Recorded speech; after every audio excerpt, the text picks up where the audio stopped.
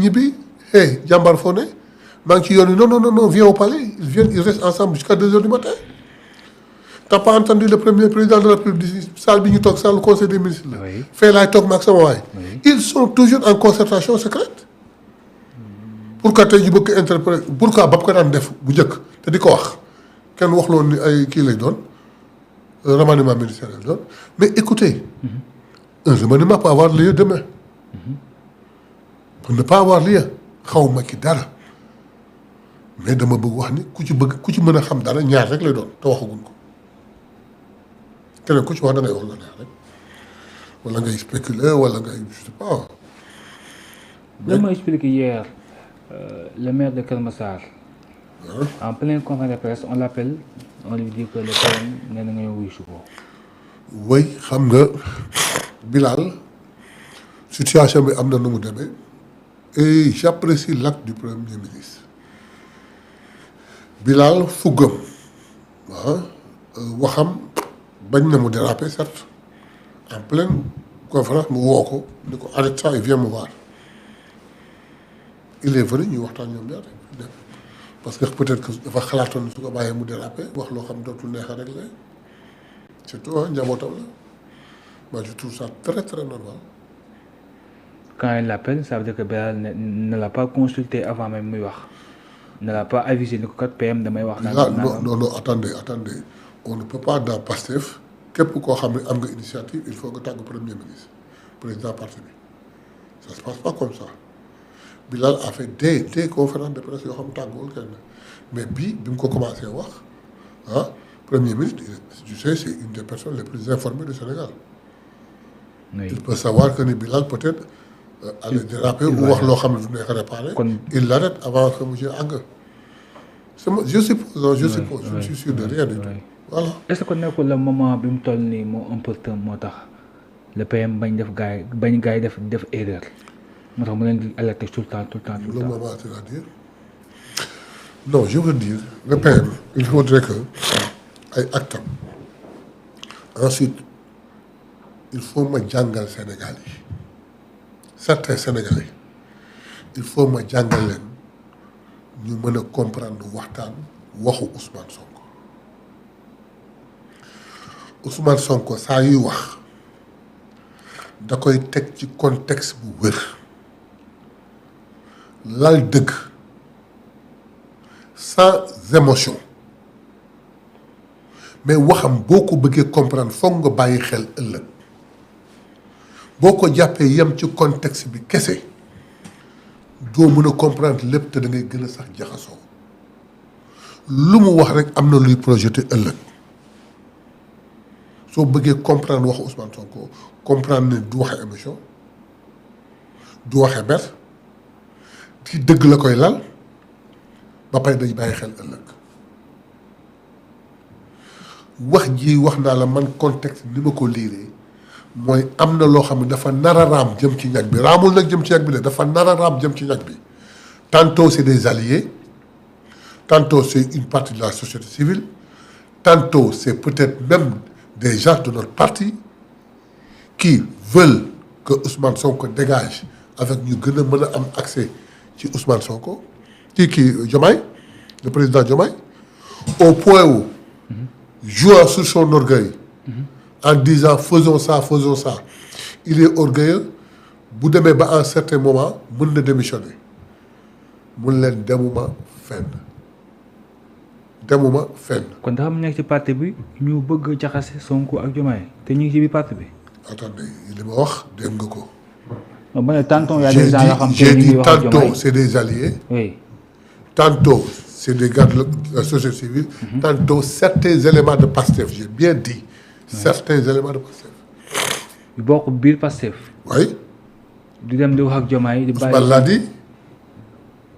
l'a dit. bu bëgg institution ci parti ay clan. mais ak valeur yi Pastef jaay Sénégalais yi est-ce que war ngeen a xoole ba parti bi am yu mel noonu yoo xam te ni daf leen mën a rëcc. mais justement c'est parce que xalaatuñu di xaar ba loolu am. fa muy germer on tue le fœtus dans l'œuf. ok. Ousmane a tué le fœtus dans l'œuf. raamul jëm ci nag bi balaa muy raam la ko toj la ko toj te da ci waxtaan ak Diomaye gëdd bi mu génn wax ak ñi muy waxanteel les yeux dans les yeux ku fa toogul janoog moom toog nga ci télé janoog moom nga xolay xool mu lay xool mu wax li muy wax nga xam ni yow lay wax xëy na man du ma ko xam keneen du ko xam mais kum ci doon waxal xam nga ni yow lay waxanteel ça permettra à Diomaye de dire ah bon kon PM li mu ñëwoon di ma ko wax maanaam ni voilà s'il le dit comme ça les yeux dans les yeux c'est parce qu'il est sûr et il prendra les dispositions nécessaires pour que yooyu yëpp ñu effacer ko jaar fay ensuite oui. il a rassemblé il dit rassemblons-nous xam nga Pastef parti la boo xam ne paix la commencé yàlla dogal tout le parcours encore c'est un pays qui vient je parle de parcours tout ay paix rek la tout est parti du parti un programme ou un projet c'est des paix le peuple le pouvoir. tu fais que des jeux de mots doyen nga baal ma jeu de mots. li ma la wax. mooy jeu de mots nga may def. tout est parti du parti tu es d'accord. oui oui. ñu élaborer un projet. oui. ou un programme. oui. c'est pas un jeu de mots. nous l'avons soumis au peuple. oui. le peuple qui nous amène au pouvoir. oui. c'est pas un jeu de mots. c'est des faits. Il ne reste qu'un seul paix. Le peuple. Le bien-être du peuple. C'est pas des jeux de mots. loolu la yàlla dogal ñun parce que on est lié au paix. parti programme projet peuple pouvoir peuple. c'est pas des jeux de mots. am na ku daan am ay information ci parti bi. kooku la c'est-à-dire Top. oui. il a suivi fan yii. oui. nee na amagul benn information moo tax actuellement matul. l'analyse est très mënagul défendre kenn. l'analyse est très simple. avant qu'il n'ait une responsabilité. oui. avant que ñu koy jox une certaine responsabilité mu koy assurer. oui. il était tout le temps auprès de Pros. et avec tous les renseignements nécessaires. on lui a donné une responsabilité il s'est détaché. il s'occupe de sa responsabilité. certaines informations lui échappent. mais c'est-à-dire c'est quelqu'un boo xamante ni. c'est quelqu'un boo xam ni dafay xam lu ñëwagul ah. attendez bu demee ba nga amatuma information. est-ce que. abali demal.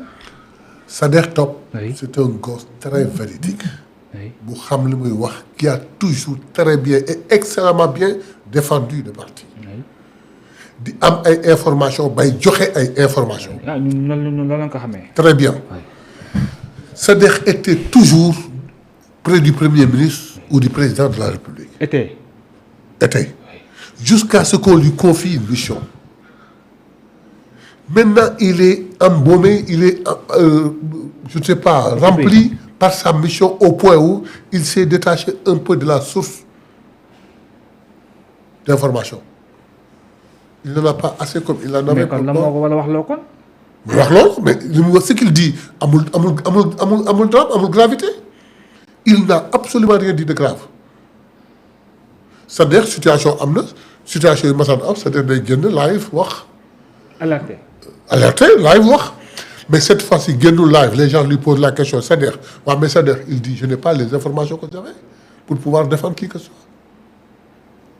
lan moo ci problème il y a aucun problème da nga ko xawoon kiiwul quoi da nga xaw a.